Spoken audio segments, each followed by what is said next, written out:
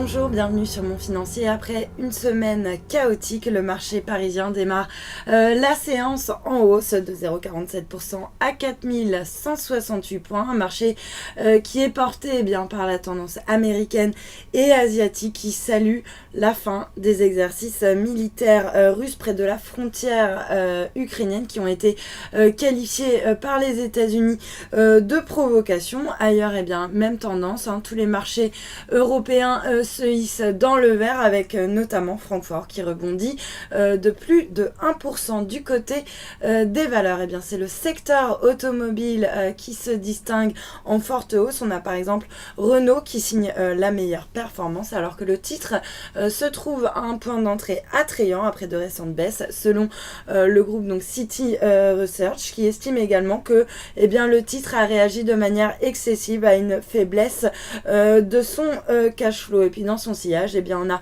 tous les équipementiers automobiles qui se distinguent dans le vert avec par exemple Valeo, Montupé qui bondit de 4% ou encore Plastic Omnium sur le SBF 120 qui s'adjuge 3,2%. À l'inverse, le secteur défensif lui est plutôt mal orienté à l'image de Carrefour, lanterne rouge sur le CAC, moins 0,2% ou encore Edenred qui perd 0,28% sur le SBF 120. Et puis sur le marché d'échange, l'euro lui reste assez faible par rapport au dollar. On reste sous la barre des 1,34 à 1,3393. Il redonne également 0,13% par rapport au yen.